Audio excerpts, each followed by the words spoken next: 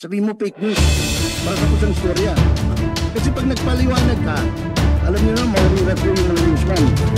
Pero pag sinabi yung fake news, pati sila hindi na naintindihan yun. Dahil wala naman yung fake news talaga yun.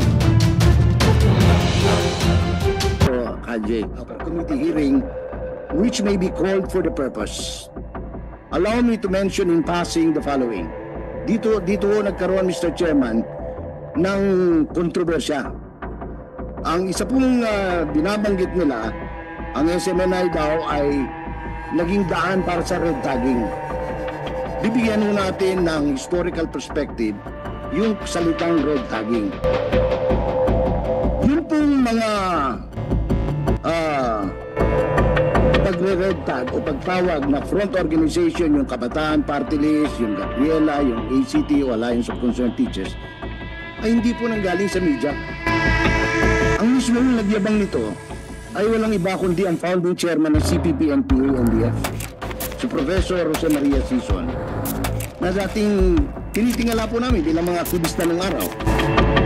Ang sabi niya, na available naman po ito sa worldwide net, na pwedeng i-download ng ating secretariat, sabi niya, itong mga Makabayan Black Party List na ito ay mga legal front organization namin sa CPP-NPA, which by the way, Mr. Chairman, was designated by the Anti-Terrorism Council as Communist Terrorist Group. So hindi ho kami ang nagbansag na sila ay kaibigan, kaanib o kabalikat ng CPP-NPA. Mismo si Mr. Sison ang nagsabi noon. Kaya kung nababanggit sa mga balita na sila front organization, it is only in deference to the pronouncement made by the founding chairman himself that this Makabayan Black Party List are theirs. So, maingat po kami doon. Kaya nga palagi namin sinasabi na designated Communist Terrorist Group. Kasi yan sa mismong gobyerno na nag-atas na itong mga grupong ito. In fact, 2 days ago lang, Mr. Chairman, ay inulit ng Anti-Terrorism Council na sila po ay Communist Terrorist Group. So, hindi po namin mawari bakit kami tinatawag na ang aming kasalanan ng red tag. Kasi, katunayan, kung susundin mo natin na alituntunin ng broadcast, nandito naman yung mga taga-KDP, dapat yung mga kalaban ng estado hindi na in-interview. Pero yung mga traditional mainstream media, ang malayang nag-i-interview kay Mr. Sison at iba pang mga tumulo ng CPP-NPA. So, malayo po sa katotohanan na ang SMNI ay nag-red tag. Pangalawa, napaka-convenient po kasi ng sawaging red tagging para lang mahinto yung pagbabansag sa kanila ng front organization. Pangalawang dinadahilan po ng NTC, base doon sa request ng House, kami raw ay nagpapalaganap ng fake news. Apat po yung binanggit nila. Pangalawa, yung fake news. Ako po maglilimampung taon na sa industriya ng pamamahayag. At ako rin po ay nagturo. Wala po akong natatandaan na salitang fake news. Katunayan ng fake news, Mr. Chairman, ay isang media jargon na kinuha ng mga PR specialists para pagka meron silang kliyente na nasasangkot sa kontrobersya, halimbawa corruption, o pambababae, o panlalaki, ang mabilis na sasabihin, huwag niyo intindihin yan, fake news yan. Pero ang totoo niyan, sa larangan ng pagbabalita, ito lang mo alam ko, sa tagal ko sa industriya, breaking news. Yung kapuputok lang ng balita, yun ang breaking news. Ngayon, kung ikaw radyo, television, meron kang news, sasabihin mo, ito yung breaking news. Kapapasok na balita, si ganito, si ganyan. Ang tabawan namin detalye. Tapos, meron din pong developing stories, kung tawagin.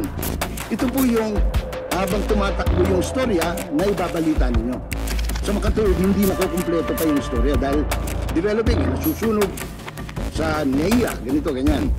Pangatlo, meron ng pong tinatawag na featured stories. Sa punto, may pinabanner yan, may headline, may may mga binabox na storya. So, yan mo ay at saka yung regular news item. In other words, simpleng storya. Yan mo ang klase ng mga balita. Wala mong fake news. Ulitin ko, Mr. Chairman, fake news is a media jargon coined by PR specialists and crisis managers to parry prying newsmen on controversies or controversial issues involving scandal. SMNI aired a standard question. Nagsimula ako kasi ito nung magtanong yung isang anchor namin na, uy, totoo ba na 1.8 billion yung traveling expenses ng Kongreso, ng Speaker? Nagtanong po, how easy for the Public Information Office of Congress to have corrected us, no? Ay, hindi mo tama yan. Hindi mo 1.8, 2.66 billion po. Mali po kayo, nababa yung nakuha mo yung condition. Tapos na yung story sana doon. Kaya nung nag-hearing po sa nababang kapulunan, sinabi nila, hindi totoo yan. 39 lang ang nagagastos namin. Sumakatid, mahigit pa ko sa 2 billion yung nawawala. Na hindi na-account hanggang ngayon. Ngayon, inaakusa ho nila na ang SMNI ay espousing fake news. Sinampahan pa ho ng kaso yung isang anchor namin na dating Pangulong Rodrigo Duterte on the basis of spreading fake news, which by the way was dismissed by the prosecutor. Now, ang tingin nga ho namin, if this was the anchor or the predicate of the suspension order for SMNI, dapat sana pagka-dismiss ito ng prosecutor without, hindi naman namin pinapangunahan yung legal department ng NTC, dapat nilift na nila yung suspension namin. Pero hindi ho eh. Nagtuloy-tuloy po na yung dating 30 days, naging indefinite na. Samantalang yung nag-aakusa ng fake news, na-dismiss na yung kanyang kaso. The same complaint was dismissed by the prosecutor. May dalawa pa hong sinasabi silang dahilan kung bakit kami. Sabihin mo fake news para tapos ang storya. Kasi pag nagpaliwanag ka, alam nyo na, maurirat po yung mga newsman.